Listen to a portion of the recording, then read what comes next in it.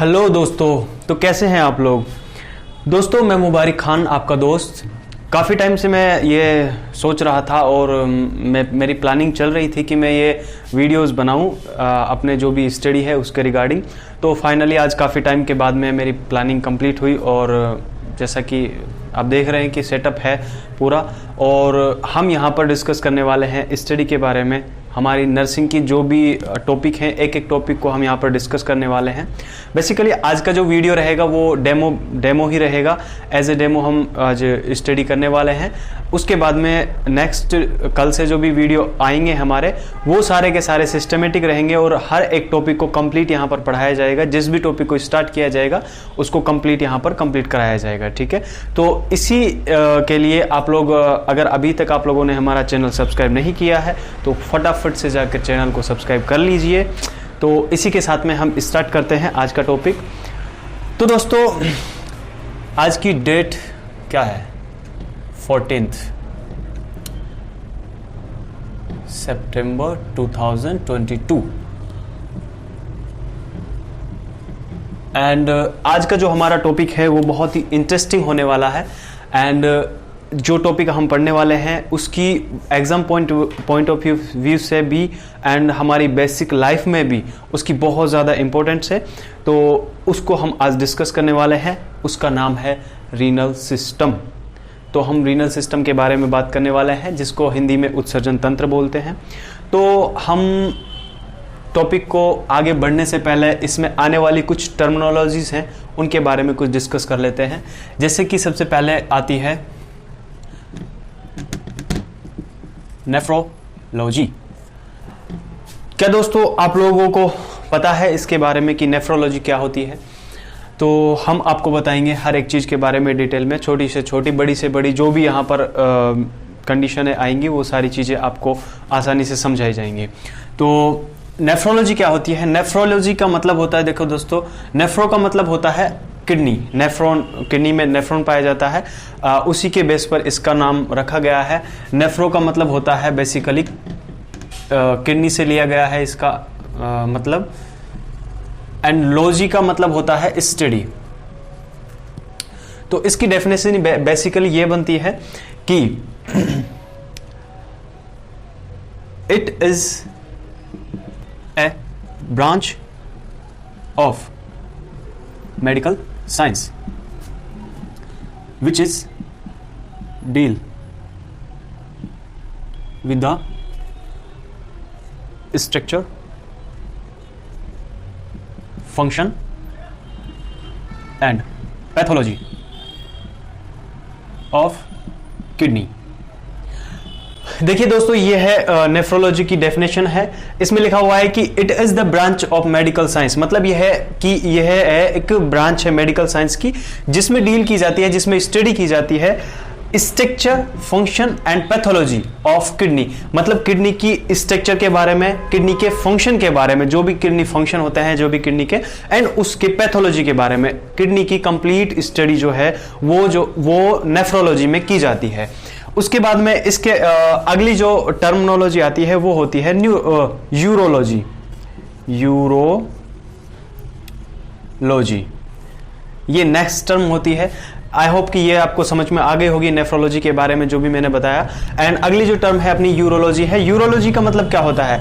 ये देखो, ये भी दो वर्डों से मिलकर बनी है। यूरो का मतलब होता है यूरिन से रिलेटेड है, एंड लॉजी का मतलब आपको मैंने बता दिया कि स्टडी होता है इसका मतलब। तो दोस्तों इसकी डेफिनेशन जो होगी वो डेफिनेशन ये होगी कि urology it is a branch of medical science which is deal with the study of male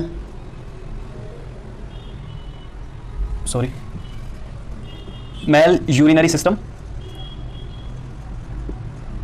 and female urinary system and male reproductive system।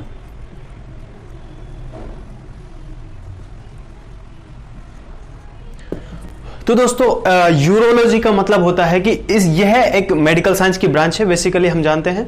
And यह वो ब्रांच है जिसमें हम स्टडी करते हैं मेल यूरिनरी सिस्टम की एंड फीमेल यूरिनरी सिस्टम की। Female and mail दोनों यूरिनरी सिस्टम की हम कंप्लीट स्टडी यूरोलॉजी में करते हैं। एंड इसमें एक एक्स्ट्रा पॉइंट जोड़ा गया है कि इसमें मेल रिप्रोडक्टिव सिस्टम की भी स्टडी की जाती है।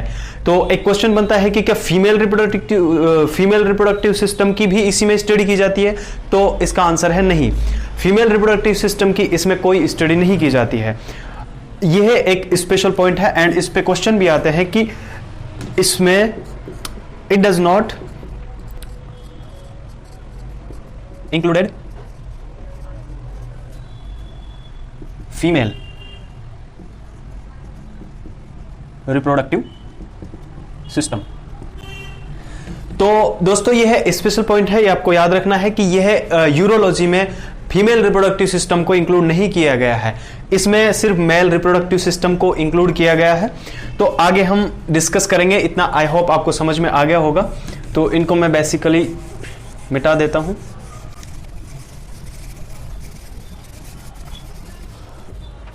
मुझे पता है मैं भी आपको शायद थोड़ा देखने में इसमें प्रॉब्लम हो, थोड़ा छोटा है इसलिए, तो इसीलिए मैं इसके साथ साथ में बोल रहा हूं। अगर आपको कोई भी देखने में अगर कोई प्रॉब्लम आ रही है तो मुझे प्लीज़ आप कमेंट में बता सकते हैं, ताकि नेक्स्ट टाइम जब मैं वीडियो बनाऊं तो उसके अकॉर्डिंग मैं सारी चीज़ें मैनेज करके और आपको वो सारी चीज़ें प्रोवाइड कर पाऊँ जिसमें आपको प्रॉब्लम हो, तो वो सारी चीज़ें मैं क्लियर कर पाऊँ। तो इसलिए आप कमेंट कर दीजिएगा अगर इसमें कोई भी प्रॉब्लम आ रही है। तो हम डिस्कस कर रहे थे कि यूरोलॉजी हमने पढ़ा, उसमें फीमेल रिप्रोडक्टिव सिस्टम को इंक्लूड नहीं किया जाता है।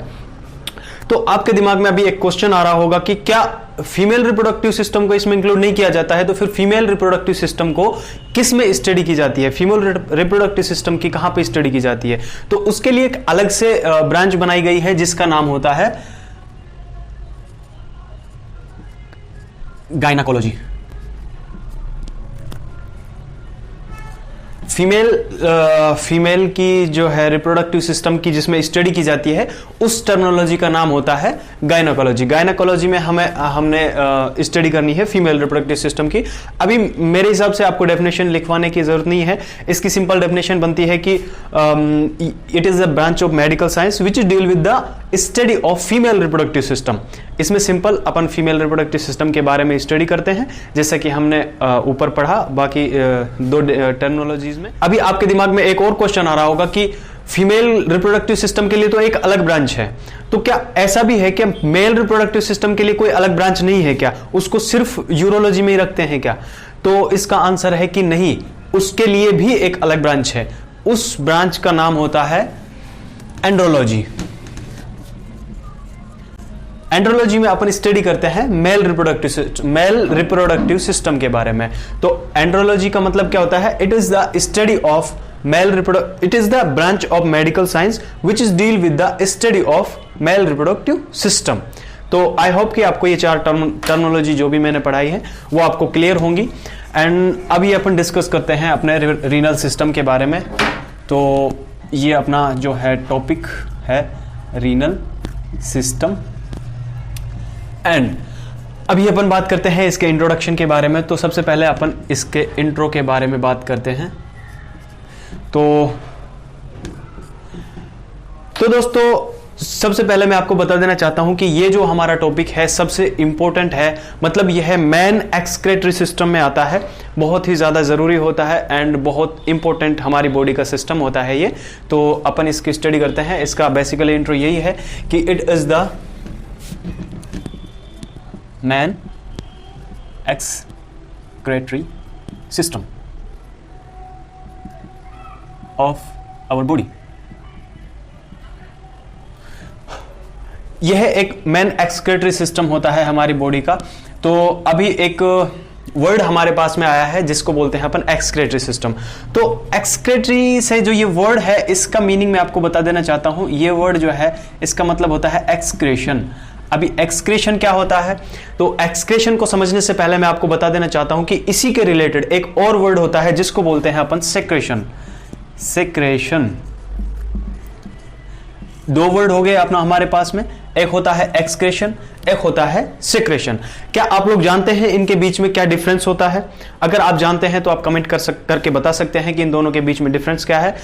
चलिए हम आपको बता देते हैं कि इन दोनों के बीच में डिफरेंस क्या है। तो दोस्तों, सेक्रेशन और एक्सक्रेशन में क्या फर्क होता है? देखिए, एक्सक्रेशन का मतलब होता है एक्सक्रीट आउट कर देना, मतलब कि कोई भी प्रोडक्ट हमारी बॉडी में बन रहा है, उसका कोई भी हमारी बॉडी के द्वारा मेटाबॉलाइज होकर, मतलब जो हमारे लिए काम का नहीं है, अभी मेटाबॉलाइज हो गया, जो वेस्ट है हमारे बॉडी के अंदर का, एंड कुछ ऐसे पार्टिकल्स होते हैं जो कि अनडाइजेस्टेड होते हैं एंड अनवांटेड होते हैं, जिनकी हमारे बॉडी को कोई नीड नहीं होती है, तो उनको हमारी बॉडी से बाहर निकाल कर फेंक देना, इसको बोलते हैं एक्सक्रेशन। मतलब कि कोई भी ऐसी चीज जो हमारी बॉडी के अंदर है और वो हमारी बॉडी को उसकी हमारी बॉडी को कोई जरूरत नहीं है, तो उसको हमारी बॉडी से बाहर निकाल देना, ये कहलाता है एक्सक्रेशन। एंड अब बात करते हैं अपन सेक्रेशन के बारे में।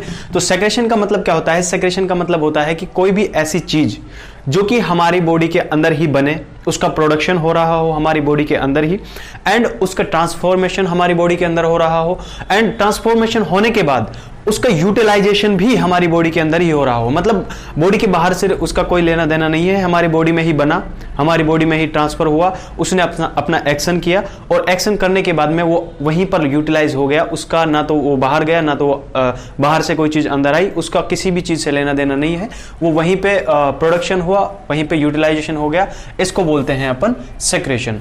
तो आई होप कि आपको दोनों में डिफरेंस समझ में आ गया होगा।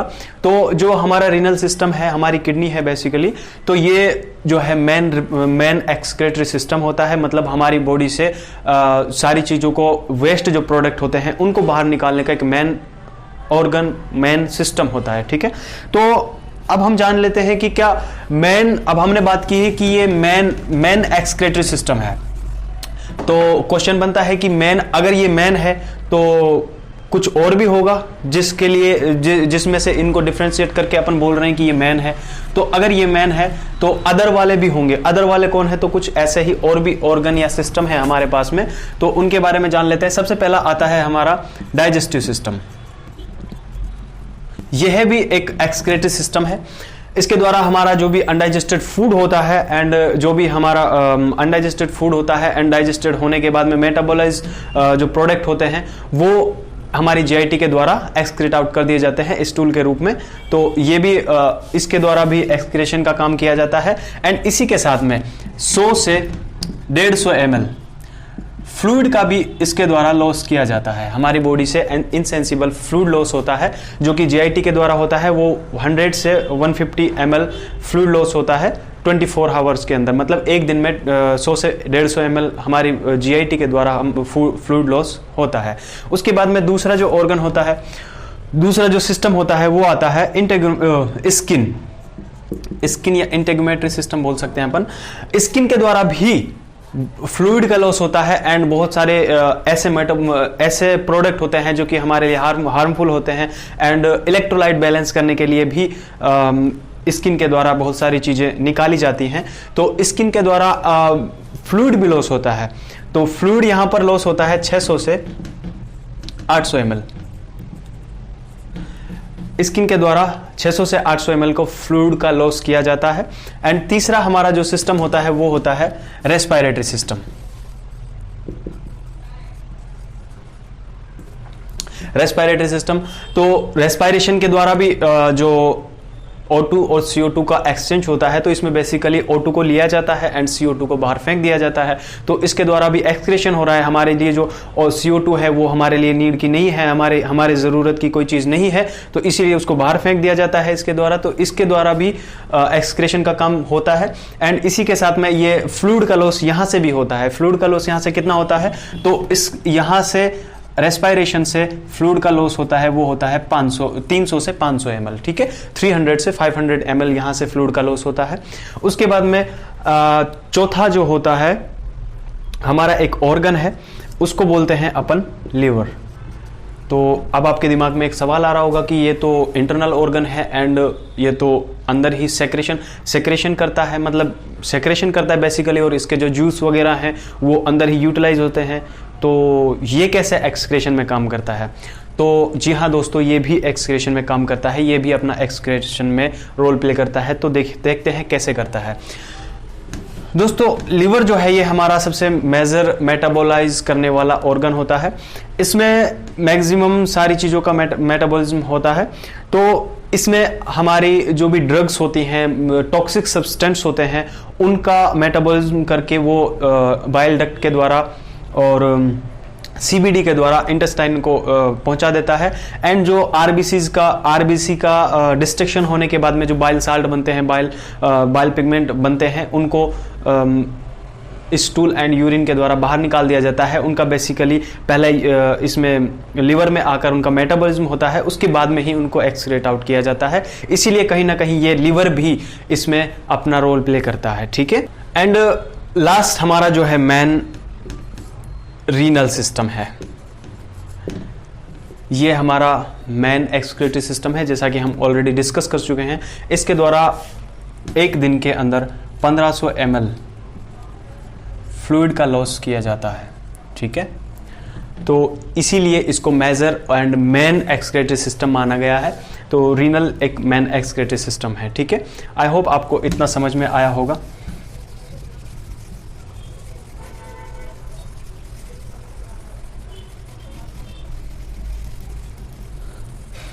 ये इंट्रोडक्शन का पार्ट था। अब अपन बात करते हैं इसके अंदर आने वाले ऑर्गन के बारे में। रीनल सिस्टम में कौन कौन से ऑर्गन आते हैं? तो ऑर्गन ऑफ रीनल सिस्टम में आने वाले ऑर्गन, तो बेसिकली इसमें अपने 4 ऑर्गन आते हैं। सबसे पहले आती है किडनी, दूसरे आते हैं अपने यूरेटर, तीसरे आते हैं अपने यूरिनरी ब्लैडर,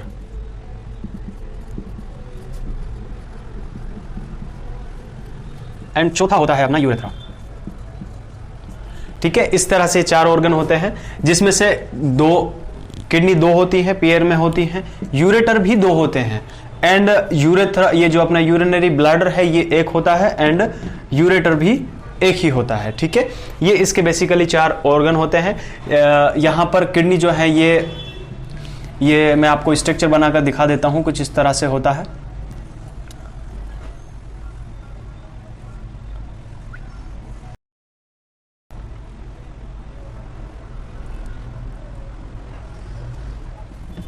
तो दोस्तों ये होती है किडनी, ठीक है। ये लेफ्ट साइड वाली, ये राइट साइड वाली। ये है यूरेटर्स, ये है यूरिनरी ब्लैडर,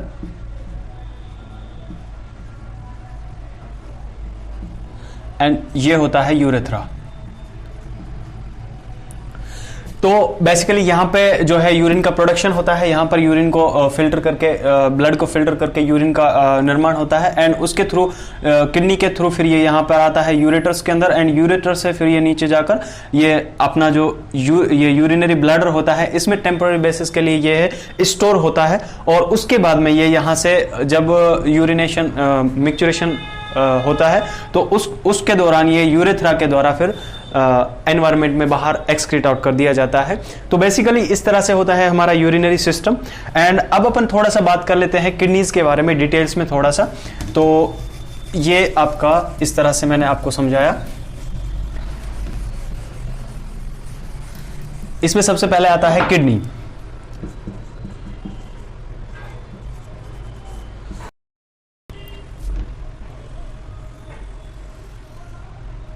किडनी का आपको मैं डायग्राम बनाना थोड़ा सा आसान कर देता हूं कि डायग्राम कैसे बनाते हैं। बेसिकली हमें सबसे पहले कुछ नहीं करना है, सबसे पहले हमें जी बनाना है। जी तो बनाना आता ही है सबको। ये हमने बना दिया अपना जी, ठीक है, जी ही है बिल्कुल। उसके बाद में हमने ये ऊपर से थोड़ा सा नीचे लाना है, बिल्कुल। उसके बाद में यहां से ये जो लाइन है इसको ऊपर की तरफ खींच देना है, और ये एक इधर से इतना लाना है। उसके बाद में एक पाइप इधर से लाना है डंडा, एंड एक इधर से लाना है, ठीक है। एंड ये वाली जो लाइन है नीचे वाली, ये इसको इधर नीचे लेके चला जाना है। इस तरह से अपनी जो है किडनी का स्ट्रक्चर बन जाता है। तो अभी मैं आपको बता देता हूँ कि क्या क्या चीज़ें हमने बनाई हैं। ये जो है ये आर्टरी एंड वेन है जो कि ऊपर से आती है, एंड ये अपना यूरेटर है जो कि नीचे यूरिन को लेकर जाता है। इसकी 3 लेयर होती है। मैं आपको बनाकर दिखा देता हूं सारी की सारी लेयर्स। ठीक है,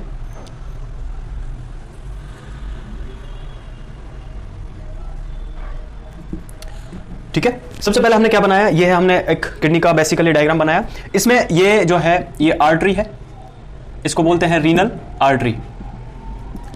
ये हो गई रीनल वेन, ठीक है। ये हो गया अपना यूरेटर।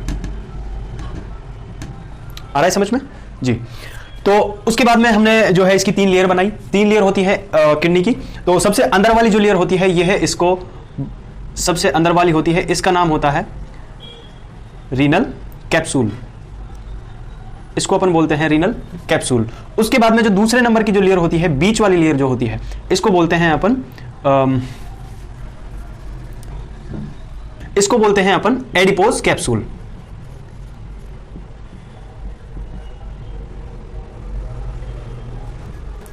सबसे अंदर वाली को बोलते हैं अपन रीनल कैप्सूल। उसके बाहर वाली को, जो बीच वाली लेयर होती है, उसको बोलते हैं अपन एडिपोज कैप्सूल। और सबसे जो लास्ट वाली होती है, सबसे बाहर वाली जो होती है, इसको बोलते हैं अपन फेशिया ऑफ गैरोटा। फेशिया ऑफ गैरोटा, इसका नाम कुछ अलग है।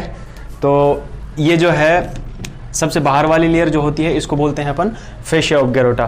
तो सिंपल मैं आपको पूरी डिटेल में नहीं बताऊंगा अभी इनके बारे में, ये आपको थोड़ा सा स्ट्रक्चर में समझा रहा हूं। जैसा कि मैंने बताया कि ये डेमो क्लास है, तो इनके बारे में एक एक वर्ड के बारे में अपन डिटेल में पढ़ेंगे आने वाली क्लासेस में। अभी मैं सिंपल आपको बताने जा रहा हूं कि ये जो है सबसे अंदर वाली लेयर है, एंड ये जो बीच में अंदर वाली लेयर को बोलते हैं अपन रीनल कैप्सूल, एंड उसके बाहर वाली को बोलते हैं अपन एडिपोज कैप्सूल, एंड सबसे बाहर जो वाली होती है उसको बोलते हैं अपन फेशिया ऑफ गैरोटा। तो अब इसके बाद में अपन बात करते हैं इसके अंदर क्या क्या होता है। इसमें 2 पार्ट होते हैं, एक होता है रीनल कॉर्टेक्स एंड एक होता है रीनल मेडुला। तो रीनल कॉर्टेक्स होता है बिल्कुल बाहर की साइड में, चारों तरफ बाहर की साइड में रीनल कॉर्टेक्स होता है। मैं ऐसे ही बना देता हूं रीनल कॉर्टेक्स, एंड जो बीच में होता है मिडिल में, जहां पर इसको बोलते हैं अपन रीनल मेडुला। तो इसके अंदर और सारी भी स्ट्रक्चर होती है, जैसे कि मैं बना रहा हूं आपको यहां पे ऐसे डब्बे जैसे कुछ बने होते हैं। इस तरह से यहां पर ये कप लाइक स्ट्रक्चर होते हैं, इनको बोलते हैं अपन पिरामिड्स। ठीक है, इनका नाम क्या होता है, इनका नाम होता है रीनल पिरामिड्स। ठीक है, ये रीनल पिरामिड्स जो है ये 6 से 12 हो सकते हैं, एक किडनी के अंदर 6 से 12 हो सकते हैं। और ये जो रीनल पिरामिड्स होते हैं ये आते हैं अपने रीनल मेडुला के अंदर। ठीक है, रीनल मेडुला के अंदर आते हैं। और ये जो रीनल पिरामिड्स है ये है अंदर, यहाँ पर इसके अंदर नेफ्रॉन होता है, एंड वहां से जो यूरिन आता है वो ये यूरिन कलेक्ट होकर, जिसको बोलते हैं अपन माइनर कैलेक्स। इसका नाम होता है minor calyx. And minor calyx जो होता है, इसी तरह से ये सब में होते हैं माइनर कैलेक्स। उसके बाद में आते हैं एक कप लाइक स्ट्रक्चर होती है जो माइनर कैलेक्स से आगे होती है। इस माइनर कैलेक्स से आगे वाली जो कप लाइक स्ट्रक्चर होती है इसको बोलते हैं अपन मेजर कैलेक्स। ये मैं इधर लिख रहा हूं मेजर कैलेक्स, मेजर कैलेक्स। ठीक है, इसके बाद में होती है मेजर कैलेक्स। बेसिकली जो माइनर कैलेक्स होते हैं यह भी नंबर में जितने पिरामिड्स होते हैं उतने ही होते हैं, जैसे कि 6 से 12। एंड जो रीनल ये मेजर कैलेक्स होते हैं, मेजर कैलेक्स जो है ये 2 से 4 होते हैं, ये उनके आधे होते हैं, ज्यादा नहीं होते हैं, ये कम होते हैं। ठीक है, उसके बाद में आगे ये जो मेजर कैलेक्स है, यहां से यूरिन जो है वो एक फनल लाइक स्ट्रक्चर होती है, जैसे कि फनल होती है, जिससे यहां से जो यूरिन आएगा वो कलेक्ट होकर कहां पे चला जाएगा, यूरेटर में चला जाएगा। और यूरेटर से आगे जुड़ा होता है कौन, यूरिनरी ब्लैडर। और यूरिनरी ब्लैडर में वो टेम्पररी बेसिस पे स्टोर हो जाता है। तो इस तरह से मैंने आपको थोड़ा सा किडनी के बारे में बताया। आई होप आप लोगों को ये समझ में आया होगा। एंड अगर आपको इसमें कहीं पे भी कुछ डाउट लग रहा हो तो आप मुझे कमेंट में बता सकते हैं। अगर आपको कुछ समझ में नहीं आया हो तो मैं पूरा एक्सप्लेन कर दूंगा। एंड ये एक डेमो बेसिस पर ही क्लास थी मेरी, ये पूरा डिटेल में नहीं पढ़ाया है मैंने। आने वाले जो भी हमारा क्लास होगा उसमें मैं एक एक चीज़ को डिटेल में पढ़ाने वाला हूँ। तो मुझे कमेंट करके बताइए कि आपको कैसा लगा मेरा डेमो क्लास, एंड आपको कितना मज़ा आया। ओके, आज के लिए इतना ही। Thank you so much for listening me and sunning me यहाँ तक। Thank you so much. आज के लिए इतना ही। Goodbye, good night.